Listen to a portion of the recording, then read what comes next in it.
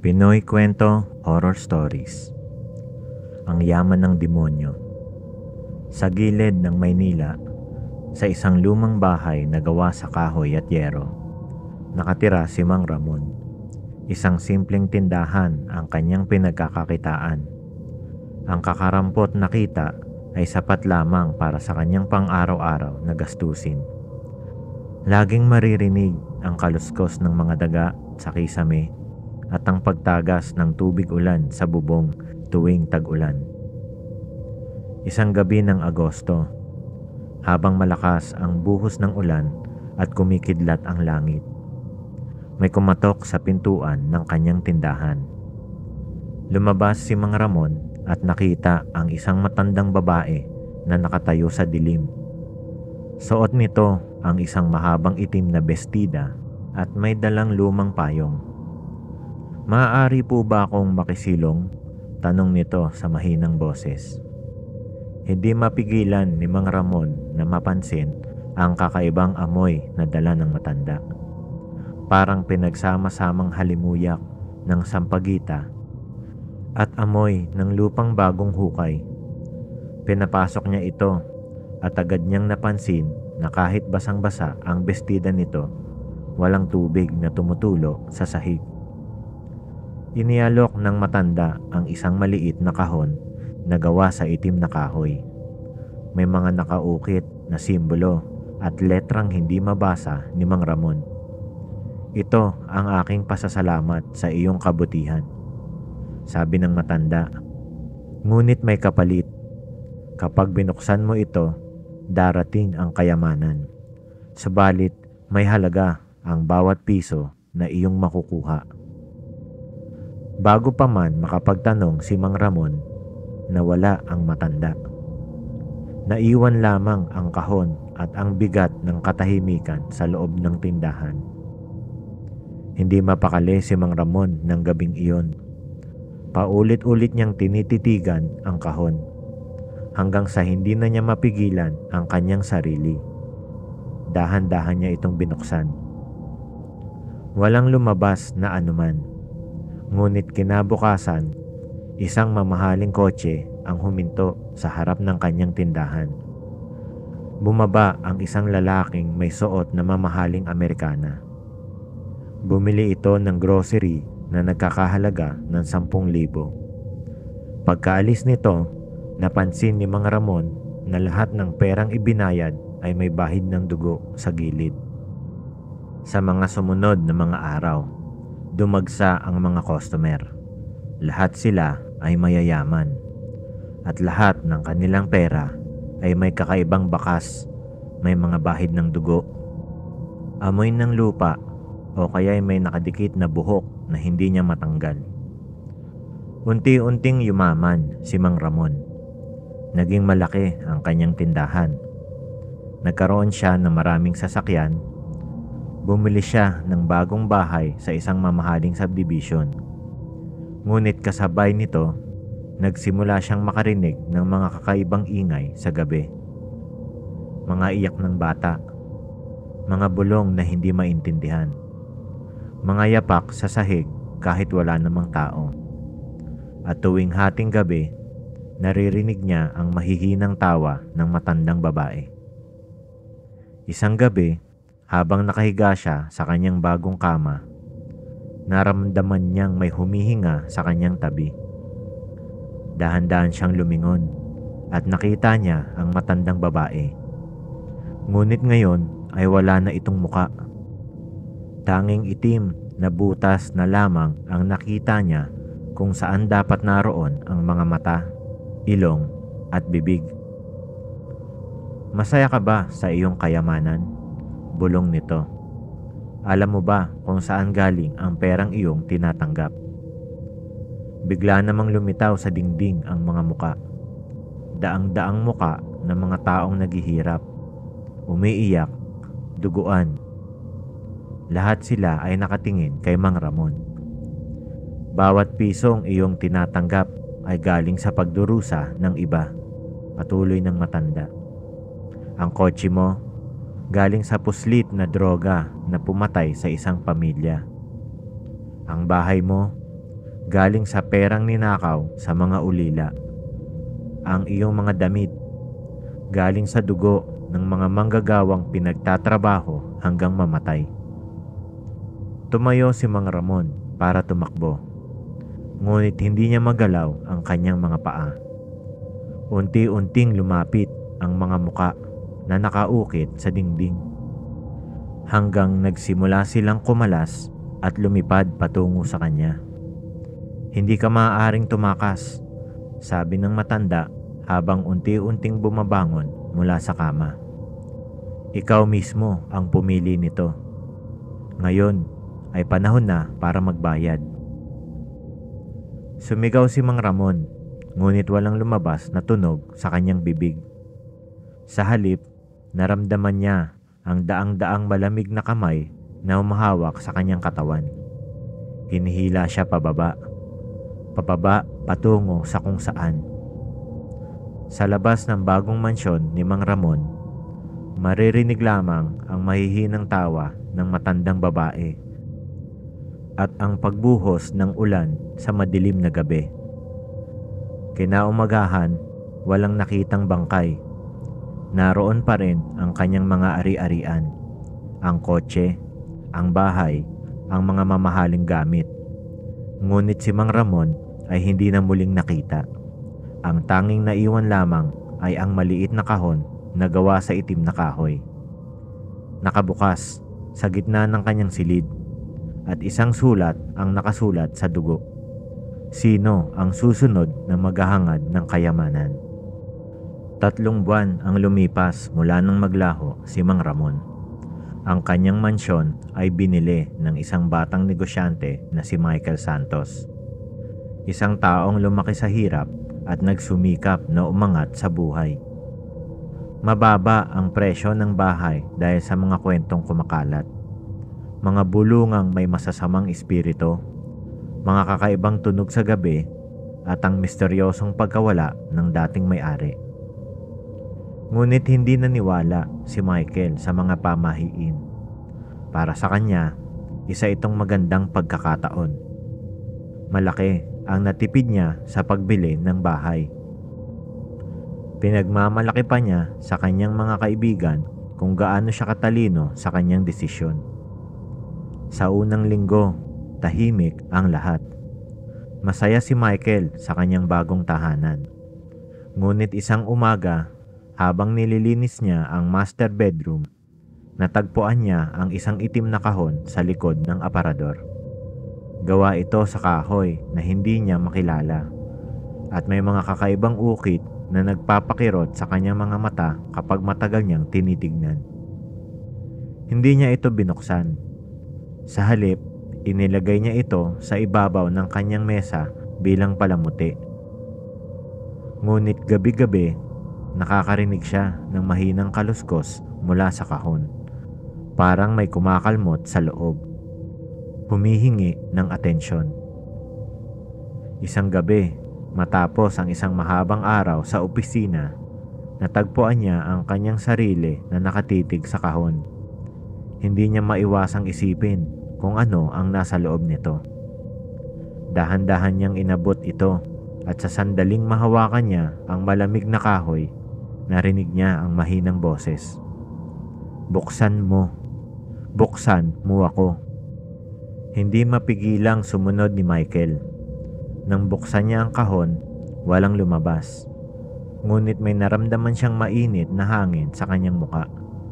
May amoy na parang nabubulok na karne. Kinaumagahan, nagsimulang magbago ang kanyang buhay. Ang kanyang maliit na negosyo ay biglang sumipa. Mga bagong kliyente ang dumagsa. Ang kanyang investment ay patuloy na tumaas. Sa loob lamang ng 1 buwan, umabot sa milyones ang kanyang kita. Ngunit kasabay ng pag-angat ng kanyang kayamanan ay ang pag-unlad ng mga kakaibang pangyayari sa bahay. Una, nagsimula siyang makakita ng mga anino sa mga sulok. Mga itim na hugis tao na nawawala kapag diretso niyang tinitignan. Pagkatapos, may mga paa na gumagala sa kisame, nakalaylay pababa, na bigla na lamang mawawala. Sa kanyang opisina, nagsimula siyang makatanggap ng mga sulat na walang nagpadala. Lahat ay may parehong mensahe. Salamat sa pera. Ngayon, wala nang pagkain ang aking mga anak. Dahil sa investment mo, nawalan ako ng trabaho. Ang iyong kayamanan ay galing sa aking dugo. Isang gabi, habang nagbibilang siya ng pera sa kanyang kwarto, narinig niya ang mahinang tawa.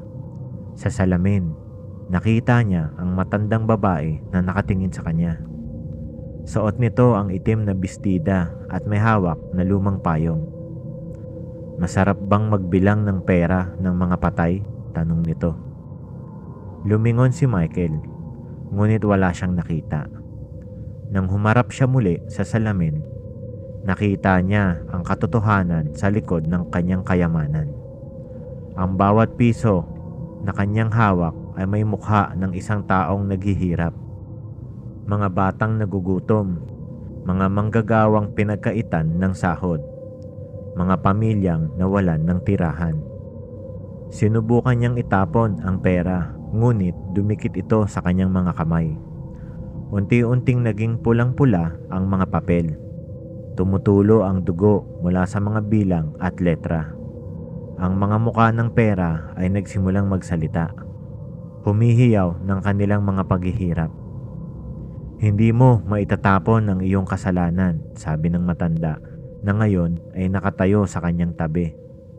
Bawat pisong iyong tinanggap ay may kapalit na kaluluwa. At ngayon, panahon na para magbayad. Tumakbo si Michael patungo sa pintuan. Ngunit sa bawat pasilyo ng kanyang bahay ay may naghihintay na muka. Mga mukhang puno ng galit at paghihirap. Mula sa mga dingding ay may mga kamay na umabot.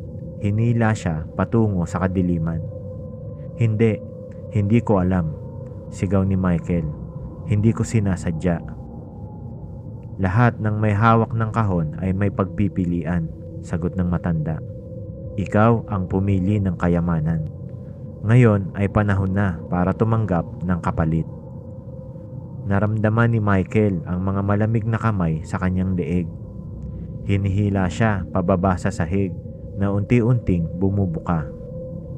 Mula sa butas ay maririnig ang mga sigaw ng napakaraming tao. Mga pamilyar na boses, kasama na roon ang boses ni Mang Ramon. Sasama ka na sa amin, bulong ng matanda, at maghihintay tayo ng susunod. Nang sumunod na umaga, wala na si Michael Santos. Ang kanyang mga gamit ay naiwang malinis at maayos. Ang tanging naiwan lamang ay ang itim na kahon sa gitna ng kanyang mesa. Nakabukas, naghihintay ng susunod na biktima. Sa labas ng bahay, isang bagong karatula ang nakasabit. Rush sale, malaking bahay, mababang presyo. At mula sa itaas ng bintana, maririnig ang mahinang tawa ng matandang babae na itim ang bestida. Naghihintay ng susunod na maghahangad ng kayamanan sa pamamagitan ng kanyang kahon ng kamalasan. Sa gitna ng tag-ulan, isang babaeng nagngangalang Elena Cruz ang bumili ng mansyon. Isa siyang mananalaysay ng mga kwentong kababalaghan at ang mga balita tungkol sa misteryosong pagkawala ni Mang Ramon at Michael Santos ang humila sa kanya sa lugar na ito.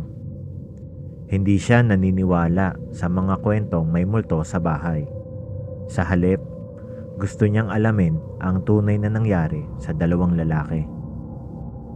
Malaking bahagi ng kanyang buhay ang ginugol sa pag-iimbestiga ng mga hindi maipaliwanag na pangyayari. Ngunit hindi niya alam na ang pagpasok sa bahay na ito ang magiging huling imbestigasyon niya. Sa unang linggo ng kanyang paninirahan, walang kakaiba. Tahimik ang bahay, maliban sa mga karaniwang ingay ng lumang kahoy at hangin. Ngunit isang gabi, habang nagsusulat siya ng kanyang bagong libro, nakarinig siya ng kaluskos mula sa lumang aparador. Dahan-dahan niyang binuksan ito at nakita ang itim na kahon. Hindi niya ito binuksan kaagad. Sa halip, sinaliksik niya ang kasaysayan nito. Nalaman niya na bawat may-ari ng bahay ay natagpuan ang kahon bago sila naglaho. Sa kanyang paghahanap ng katotohanan, natuklasan ni Elena ang isang pattern. Ang kahon ay lumilitaw sa mga taong desperado sa buhay. Mga taong handang gumawa ng anumang paraan para umangat. Napansin din niya na bago mawala ang mga biktima, dumaan sila sa biglang pagyaman. Isang gabi, habang binabasa niya ang mga lumang dyaryo tungkol sa mga nawawalang tao sa lugar, may kumatok sa kanyang pintuan. Isang matandang babae ang nakatayo sa labas. Suot ang itim na bestida at may hawak ng lumang payong. "Alam kong gusto mong malaman ang katotohanan," sabi ng matanda. "Buksan mo ang kahon at ipapakita ko sa iyo ang lahat." Napagtanto ni Elena na ito ang pagkakataon hindi para yumaman, kundi para malaman ang tunay na nangyari. Binuksan niya ang kahon hindi para sa kayamanan, kundi para sa katotohanan. Sa sandaling bumukas ang kahon, nagbago ang mundo sa paligid ni Elena.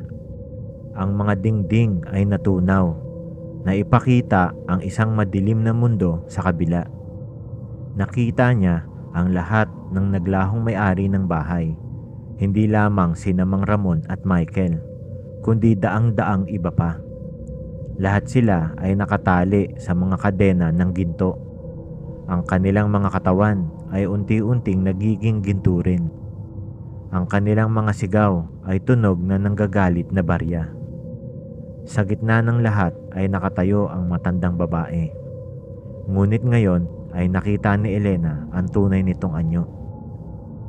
Hindi ito isang matandang babae.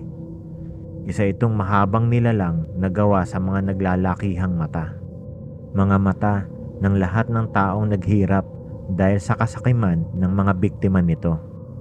Ang mga mata ay patuloy na umiiyak ng dugo na nagiging ginto pagbagsak sa lupa. "Ikaw ang unang nakaalam ng katotohanan," sabi ng nilalang. "Ngunit hindi ka rin makakatakas." Ngunit hindi natakot si Elena. Sa halip, kinuha niya ang kanyang ballpen. Ang ballpen na bigay ng kanyang namayapang lola na laging sinasabing may kapangyarihan pangontra sa masasamang espiritu. "Hindi ako nandito para sa kayamanan," sabi ni Elena. "Nandito ako para itigil ka." Isinulat niya ang mga salita sa hangin gamit ang ballpen. Mga dating orasyon na natutunan niya sa kanyang mga pananaliksik. Ang mga salita ay nagniningning sa dilim, bumuo ng isang lambat ng liwanag. Sumigaw ang nilalang sa galit. Ang mga mata sa katawan nito ay nagsimulang maduling. Ang bawat isa ay tumatangis ng ginto at dugo. Sinubukan nitong abutin si Elena, ngunit ang mga salita ay bumuo ng pader sa pagitan nila. "Hindi mo mababago ang mundo," sigaw ng nilalang. "Habang may kasakiman sa puso ng tao, mananatili ako." "Marahil," sagot ni Elena. "Ngunit maaari kong iligtas ang mga niloko mo." Ipinaikot ni Elena ang ballpen. Binuo ang huling orasyon. Ang mga salitang ginto ay pumupulupot sa nilalang. Pilit itong ikinukulong. Kasabay nito, nagsimulang maghiwalay ang mga kadena ng mga biktima. Sumabog ang liwanag nang mawala ito. Wala na ang nilalang. Ang itim na kahon ay nadurog. Naging abo na tinangay ng hangin. Ang mga kaluluwa ng mga biktima ay unti-unting nawala. Nakalaya sa wakas mula sa kanilang pagkakagapos.